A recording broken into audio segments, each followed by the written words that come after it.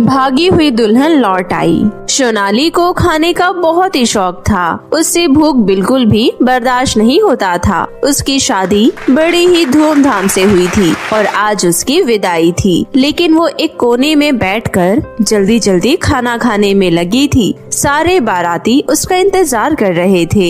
अरे भाई, लड़की कहाँ रह गई? जल्दी से विदा कराइए, मुहूर्त निकला जा रहा है। अरे ताशी बेटा, क्या कर रही है? जल्दी से सोनाली को भेजो। सोनाली की बहन ताशी सोनाली को ढूंढते हुए उसके पास जाती है। अरे मोटी, तू और कितना खाएगी? जल्दी बाहर चल, सब तेरा इंतजार कर रहे हैं। यार ताशी, पता नहीं ससुराल में मुझे जी भरकर खाने को मिलेगा या नहीं। आज तो कम से कम मुझे पेट भरकर खाना खा लेने दे। ठीक है, जल्दी कर, सब तेरा इंतजार कर रहे हैं। ठीक है, बस आ रही हूँ। उसके बाद सोनाली की विदाई हो जाती है और वो अपने पति के साथ गाड़ी में जा रही होती है। तभी अचानक से रास्ते में सोनाली के पेट में गुड़गुड़ होने लगी। मयंक जी, मुझे बहुत जोर की शौच आई है, थोड़ी देर के लिए गाड़ी रुकवा दीजिए ना प्लीज। अरे बेबी, थोड़ा सा इंतजार कर लो, घर पहुँच कर चली जाना, अभी हम पहुँचने ही वाले हैं। नहीं, मुझसे बर्दाश्त नहीं होगा, बहुत जोर की आई है। गाड़ी रोकिए वरना मैं इसे गाड़ी में कर दूंगी। तभी उसके पति मयंक को थोड़ा डाउट होता है, लेकिन वो ड्राइवर से गाड़ी रोकने के लिए कहता है।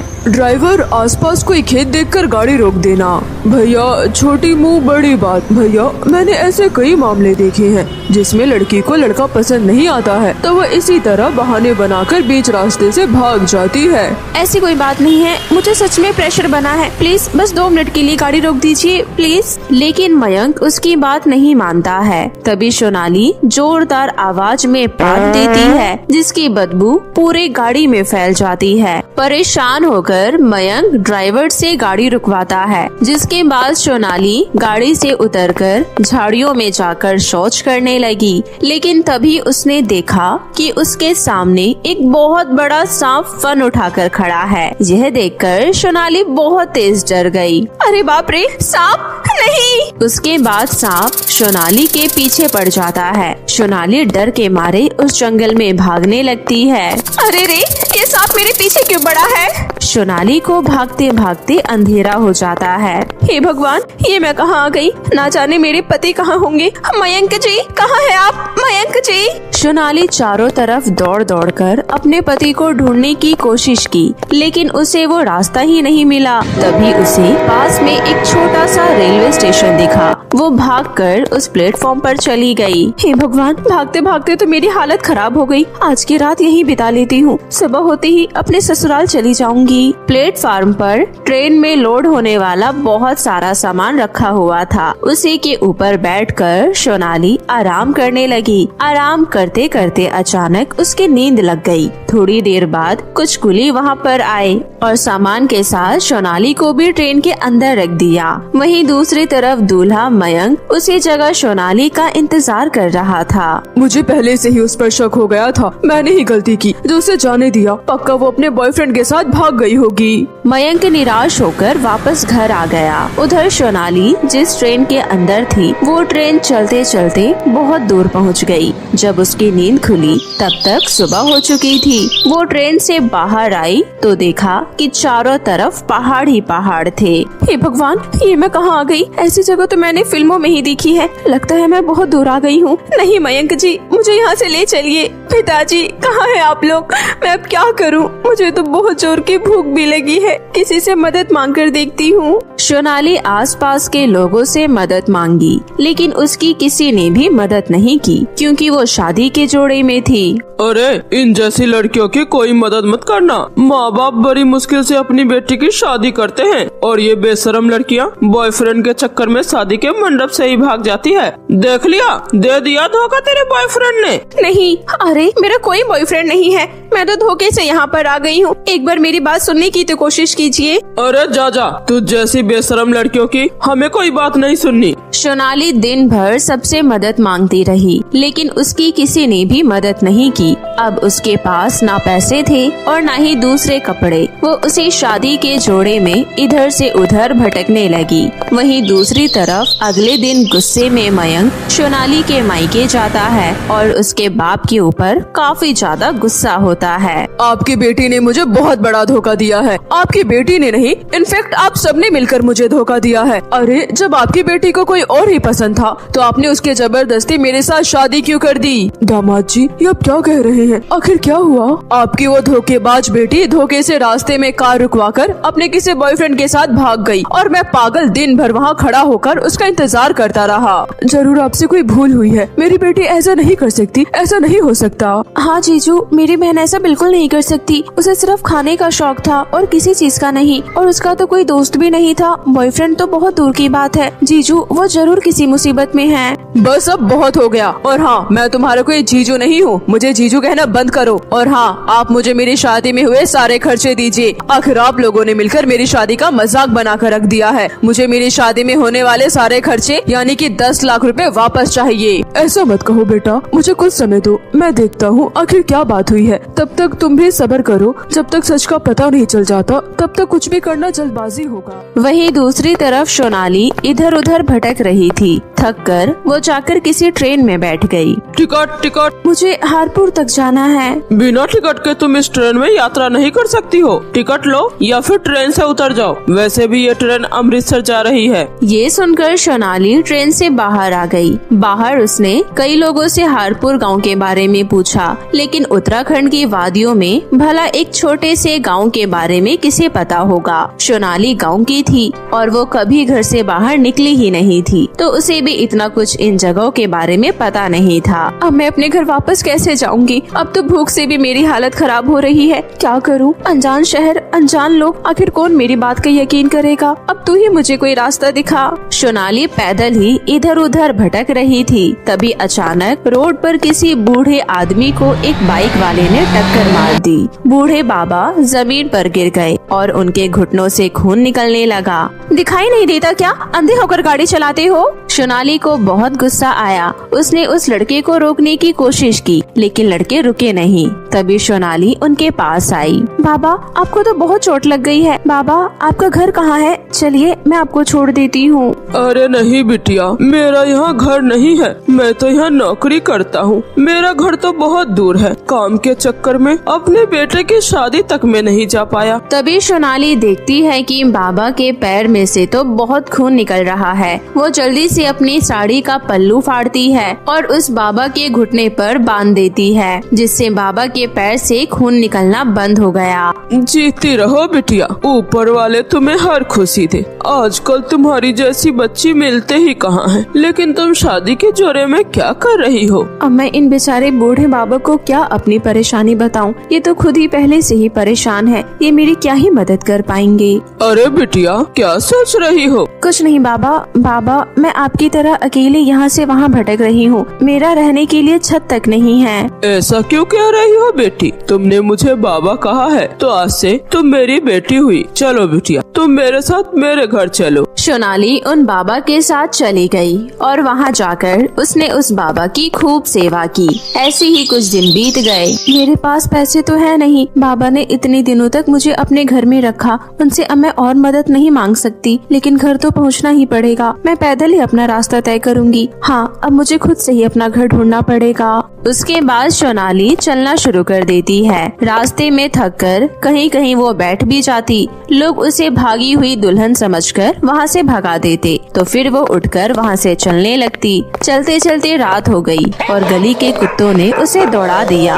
अरे कुत्तों, तुम लोग मेरे पीछे क्यों पड़े हो? हट हट, भाग भाग यहाँ से। लेकिन कुत्ते तो कुत्ते ही होते हैं, वो कहाँ मानने वाले थे। कुत्तों ने उसे दौड़ा लिया। सोनाली भी दौड़ने लगी। कुत्तों की वजह से सोनाली बहुत तेज भागने लगी। तभी आगे जाकर वो किसी झाड़ियों में गिर गई। वहीं उसकी आंख लग गई और अब वो सो गई। जब उसकी नींद खुली तब खुद को झाड़ियों में पाकर वो डर गई। अच्छा हुआ कुत्ते चले गए, सुबह भी हो गई। अब यहाँ से आगे का सफर तय करती हूँ। अब फिर से उसने पैदल चलना शुरू किया। चलते चलते दोपहर हो गई। उसे कहीं खाना तक नसीब नहीं हो रहा था। तभी वो किसी जंगल में पहुँच गई जहाँ पर आदिवासी लोग थे। वहाँ के बच्चे उसे पत्थर मारने लगे। वो उनसे डरकर फिर से भागने लगी। बड़ी मुश्किल से वो वहाँ से निकल पाई। ऐसे ही भागते भागते उसे कई दिन बीत गए। उसके बाद सोनाली एक गांव में पहुँची। हे ऊपर वाले, तेरा बहुत बहुत शुक्रिया। ये जगह तो जानी पहचानी लग रही है। सोनाली की हालत बहुत बुरी हो चुकी थी। कई जगह उसके खरोच लग चुकी थी तो कई जगह से उसका खून भी बह रहा था। भागते भागते वो किसी तरह अनजाने में अपने ससुराल ही पहुंच गई। तभी उसे देखकर उसका पति मयंक बोला, क्यों? आखिर तेरे बॉयफ्रेंड ने तुझे छोड़ ही दिया, अब तू फिर से मेरे पास आ गई। देख तुझे कितना मारा है तेरे बॉयफ्रेंड ने। तुझ जैसी लड़कियों का तो यही हाल होना चाहिए। अब निकल जा मेरे घर से, मुझे तुम्हारी शक्ल तक नहीं देखनी। एक बार आप मेरी पूरी बात तो सुनिए। मुझे तुम्हारी कोई बात नहीं सुननी। अब से तुम्हारा और मेरा कोई रिश्ता नहीं। अच्छा यही होगा कि तुम यहाँ से चली जाओ। मयंक जी, आप मुझे गलत समझ रहे हैं। आप मुझे अपनाए या ना अपनाए, लेकिन मैं खुद को एक बार सही साबित करके तो जरूर रहूंगी, भले ही मुझे कोई परीक्षा क्यों ना देनी पड़े। बकवास बंद करो अपनी और निकलो यहाँ से। अब तू खुद जाती है या मैं तुझे धक्के मारकर यहाँ से भगाऊं? मयंक जैसे ही सोनाली को धक्का देता है, गेट पर वही बूढ़ा बाबा आ जाते हैं जिसके पास सोनाली कुछ दिनों तक रुकी थी। अरे बिटिया, तुम यहाँ? अरे बाबा, आप यहाँ क्या कर रही हैं? दरअसल वो बाबा मयंक के ही पिता थे जो उसकी शादी में नहीं आ पाए थे। फिर सोनाली ने अपनी पूरी बात बाबा को बताई। मयंक बेटा, ये तो बहुत अच्छी बच्ची है। इसने ही मेरी जान बचाई थी। ये किसी लड़के के साथ नहीं भागी, बल्कि ये तो मेरे साथ रुकी थी। बाबा ने सारी बात मयंक को बताई। तब जाकर सारा मामला साफ हुआ। उसके बाद मयंक ने सोनाली को अपना लिया। मुझे माफ कर दो सोनाली, मैंने तुम्हें ना जाने क्या क्या नहीं कह दिया। उसके बाद दोनों फिर से एक साथ हंसी खुशी रहने लगी। डिजाइनर लहंगे। बहुत समय पहले की बात है, कानपुर नामक गांव की, जहां पर यशोदा अपनी बेटी कोमल के साथ रहती थी।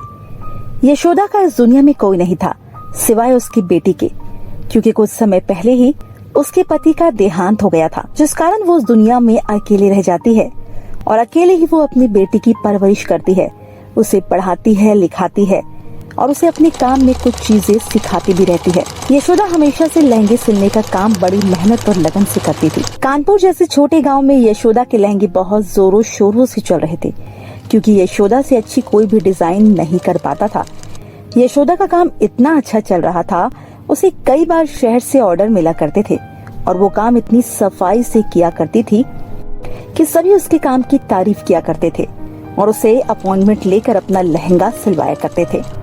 यशोदा की मेहनत रंग लाई और वो धीरे धीरे एक कमाऊ औरत बन गई। यशोदा अपने काम से बहुत खुश थी, क्योंकि उसकी रोजी रोटी, घर खर्च और अपनी बेटी कोमल की पढ़ाई सब इसी काम से चला रही थी। ऐसे ही समय बीत रहा था और शादियों का सीजन नजदीक आ जाता है। यशोदा के पास बहुत काम होता है और वो अपनी बच्ची को बिल्कुल टाइम नहीं दे पाती, क्योंकि काम का इतना बर्डन हो जाता था कि वो दोनों आपस में बैठकर दो बातें भी नहीं कर पाती थी। इसके चलते कोमल को स्कूल में कई बार कठिनाइयों का सामना करना पड़ता था। कोमल अकेले ही स्कूल जाया करती थी और घर वापस आया करती थी। इस बीच कुछ अमीर लड़कियां कोमल को परेशान किया करती थी और उसे चिढ़ाया करती थी। ये देखो, ये जा रही है टेलरनी की सीधी साधी बिटिया, सीधी हो चाहे टेढ़ी हो, हमें इससे क्या लेना देना। मुझे तो उसको छेड़ने में बड़ा मजा आता है जब ये बातों बातों में रोने लगती है। अरे तुम किसके पीछे पड़ गई? ये तो पहले ही सबसे बचकर भागती है, तुमने देखा नहीं? स्कूल की छुट्टी होते ही ऐसे कदम बढ़ाकर चलती है जैसे मानो सब उसको खा जा रहे हो। जब मैंने तुम लोगों से फालतू ही नहीं कहा तो तुम मेरे पीछे क्यों पड़ गई हो? और जरा अपने आप को देखो, तुम खुद तो कुछ पढ़ाई करती नहीं और कम से कम दूसरों को ही कर लेने दो पढ़ाई। और हटो मेरे रास्ते से, मुझे घर जाना है और मुझे देरी हो रही है। माँ के काम में हाथ भी बटाना है। हाँ, मैं तो वही कह रही हूँ, घर जा, लेकिन पहले मेरे गंदे जूते साफ कर, तभी मैं तुझे घर जाने दूंगी। स्कूल की लड़कियां इस तरह कोमल का स्कूल से आते वक्त रास्ता घेर लिया करती और उसे कभी जूते साफ करवाते तो कभी उसको थप्पड़ मारती और कभी कुछ कहते तो कभी कुछ। कानपुर जैसे शहर में गरीब लोगों के साथ ऐसा आए दिन होता। कोमल भी गरीब लोगों में से एक थी, लेकिन अब कोमल की माँ की कंडीशन धीरे धीरे बदल रही थी। अब कोमल की माँ अपना घर खुद अकेले दम पर चला रही थी। कोमल लड़कियों की बातों का जवाब भी देती है और वहाँ से चली जाती है। घर पहुँचते ही कोमल अपनी माँ को सब कुछ बताती है। माँ, आज मुझे रास्ते में कई सारी लड़कियों ने घेर लिया और उसने मुझसे जूते भी साफ करवाए। ये कहाँ का इंसाफ है? क्या हम गरीब लोगों की यही जिंदगी है? क्या अब हमें ये सब सहन करना पड़ेगा? क्या हम कभी अपनी जिंदगी अपने मन से नहीं जी सकते? क्यों ना हम ये कानपुर छोड़कर कहीं और जाकर रहने लगे। अरे पगली, तुझे तो मैंने इतना बहादुर बना रखा है, तो तू लोगों से डरती क्यों है? जरूरत पड़ने पर जवाब दे, इनको इग्नोर करके घर वापस जा। और कहाँ तू कानपुर छोड़ने की बात कर रही है? बेटा, मैं अकेले दम पर घर चला रही हूँ। हमारा इस दुनिया में कोई भी नहीं है और ये घर भी तेरे पिता का है जिसमें हम रह रहे हैं। मेरे पास इतना पैसा नहीं है कि मैं यह घर बेचकर कहीं और जाकर घर ले सकूं। यहाँ पर हमें रहने के लिए एक छत तो मिल रखी है, कम से कम बाहर जो हमें नहीं मिल पाएगा। जितने पैसे मेरे हाथ में है, इतने पैसों से कुछ नहीं आता बेटा। ये तो सिर्फ हमारा घर चल रहा है, वही भगवान की महिमा है। तो माँ, मुझे कुछ बताओ ना, इन अमीर लड़कियों का मैं क्या करूँ? ये तो मेरे पीछे ही पड़ गई, मैं इससे अपना पीछा कैसे छुड़वाऊँ? बेटा, तुझे इससे डरने की जरूरत नहीं है, ये तेरा कुछ नहीं बिगाड़ पाएंगे। आखिरकार तूने कुछ गलत तो नहीं किया। तुझे ज्यादा डर लगता है ना, तो तू अपना रास्ता बदल ले, लेकिन स्कूल जाना छोड़ना या कानपुर छोड़ना कोई समस्या का हल नहीं है। ठीक है माँ, कल से मैं अपना रास्ता ही बदल लूंगी। अगले दिन सुबह होती ही यशोदा अपने काम में व्यस्त होती है। ढेर सारे लहंगे बनाकर तैयार कर लेती है और इतनी सुंदर सुंदर लहंगे देखकर कोमल बहुत खुश होती है और फिर अपनी माँ से कहती है, माँ, शहरों में हमें छत मिलेगी तो क्या हुआ, हम किराए की दुकान लेकर उसी में अपना गुजारा कर लेंगे। आपके लहंगे देखो तो कितने सुंदर है। इन लोगों की कीमत इस कानपुर में बहुत कम मिलेगी, लेकिन बाहर आपको पता है माँ, ये बहुत महंगे बिकेंगे और हमें कोई दबाने वाला भी नहीं होगा, क्योंकि यहाँ पर तो हमें खुश देखकर कोई खुश रह ही नहीं पाता। अरे मेरी बच्ची, सुबह सुबह तुझे फिर से वही बातें याद आ गई। सुन, आराम से स्कूल जा और घर वापस आ। तुझे कोई कुछ कहे तो अपने टीचर को बता देना।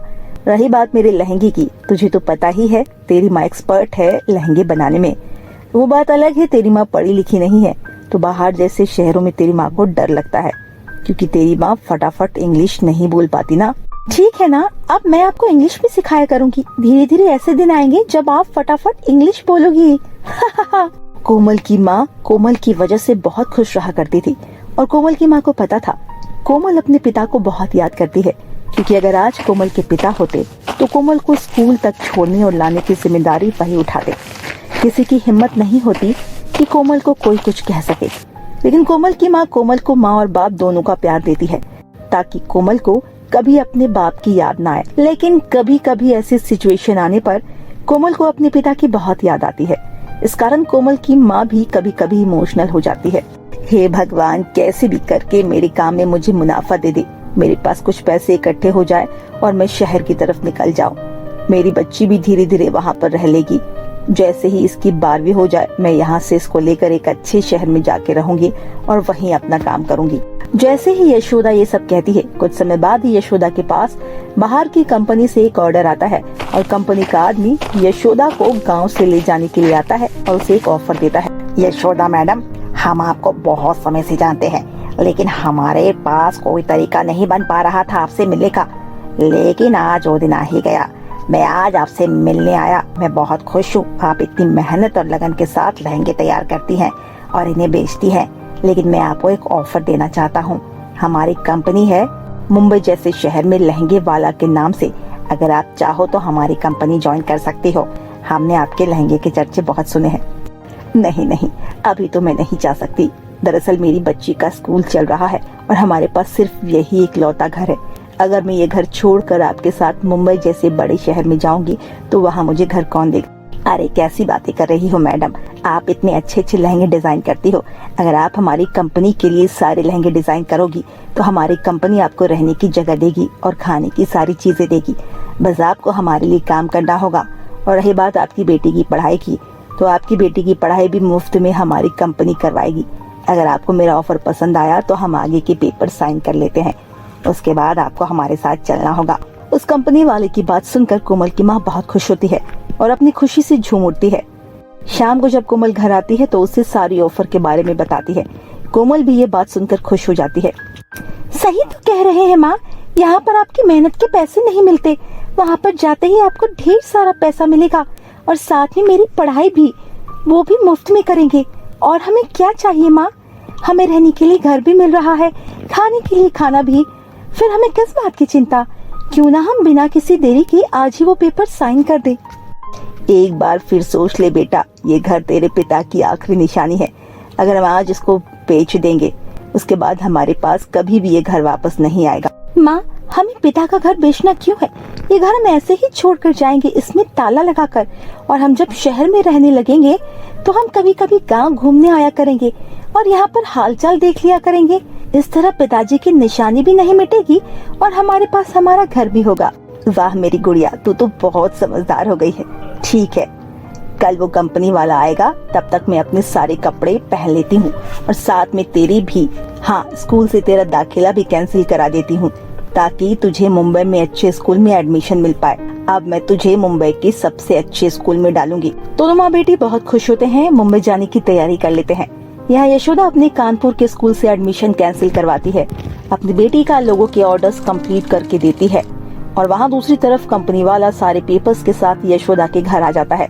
यशोदा जैसे ही स्कूल से घर की तरफ आती है, कोमल पेपर्स पढ़ रही होती है। कंपनी वाला सामने बैठा होता है। कोमल सारे पेपर्स की डिटेल अपनी माँ को समझा देती है। उसकी माँ खुशी खुशी साइन कर देती है। दोनों माँ बेटी घर में ताला लगाकर उस कंपनी वाले के साथ चले जाते हैं।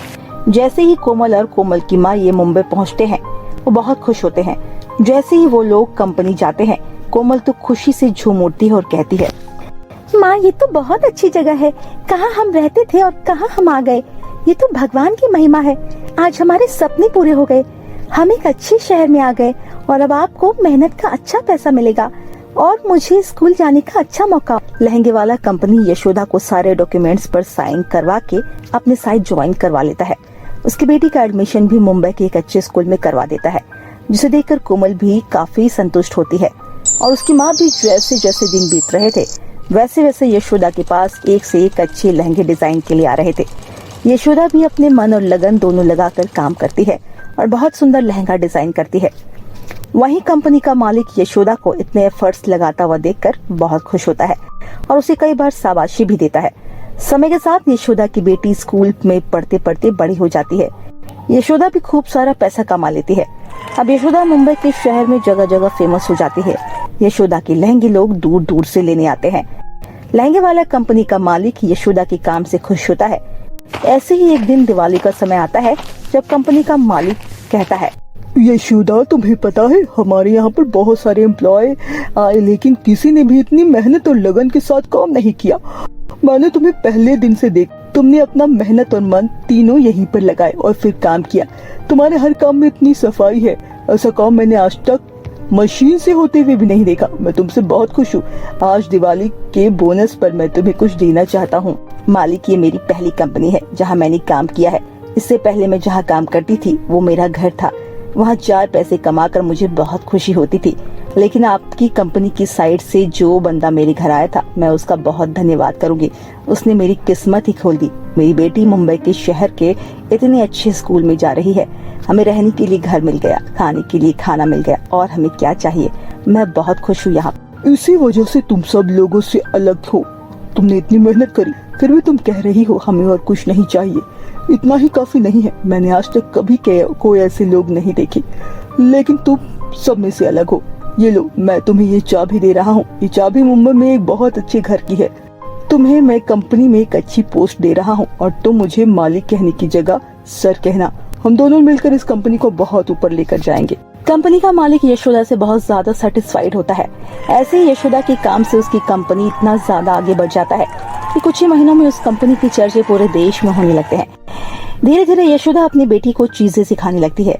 उसकी बेटी बहुत समझदार होती है, वो सारी चीजें बहुत जल्दी सीख लेती है। कंपनी का मालिक धीरे धीरे यशोदा की तरफ अट्रैक्ट हो जाता है और यशोदा से शादी करने के लिए कहता है। यशोदा, तुम्हारी वजह से आज मेरी कंपनी बहुत अच्छे लेवल पर पहुंच गई। पहले मैं इस कंपनी को इतनी मेहनत से लगाकर आगे बढ़ता रहा, आज तक कभी मैंने इसको आगे नहीं बढ़ा पाया, और तुम्हारे आते ही मेरी कंपनी ने आसमान की ऊंचाई छू ली। और तुम्हारी जो अच्छे कदम है उसकी वजह से मेरे हर काम अच्छे हो गए। मैं तुम्हें एक लकी औरत मानता हूँ। अब तुम मेरी जिंदगी में आकर मेरी जिंदगी भी अच्छी कर दो और मुझसे शादी करना और मैं तुमसे शादी करना चाहता हूँ। क्या तुम मुझसे शादी करोगी? सर, ये आप मुझसे क्या कह रहे हैं? मैं ऑलरेडी शादीशुदा हूँ और मेरी बेटी भी है। मैं ऐसे शादी नहीं कर सकती।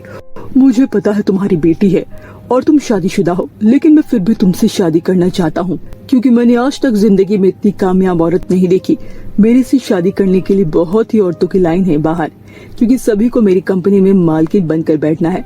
लेकिन तुम मेहनती औरत हो, मालकिन बनकर बैठो तो मेरी कंपनी भी अच्छी लगेगी, क्योंकि तुमने ही अपनी मेहनत से इसको आज इस लेवल पर पहुँचाया है। इसके बाद दोनों शादी करने का फैसला करते हैं और कोमल भी खुश होती है कि उसे और उसकी माँ को एक अच्छा इंसान मिल गया जो बिना किसी लालच के कोमल की माँ से शादी करता है और कोमल को एक पिता का साया देता है। कोमल बहुत खुश होती है, दूसरी तरफ उसकी माँ भी बहुत खुश होती है। ऐसे ही शादी हो जाने के बाद कोमल की माँ एक दिन कोमल से बैठकर कहती है, भगवान की महिमा ही अलग है बेटा, मैं तुझे हमेशा कहती थी ना, भगवान पर भरोसा करना चाहिए। कब वो समय पलट दे पता नहीं होता। कल तक हम उस कानपुर में कितने परेशान थे और तुम एक अच्छे स्कूल में पढ़ रही हो, इससे ज्यादा हमें क्या चाहिए था बेटा। और देखो आज वो दिन आ गया, हम अच्छी जिंदगी जी रहे हैं। उस भगवान का शुक्रिया अदा करो जिसने हमें सब कुछ बहुत अच्छे से दिया। यशोदा भगवान का शुक्रिया अदा करती है। साथ में अब कोमल की और यशोदा के पास किसी चीज की कमी नहीं होती।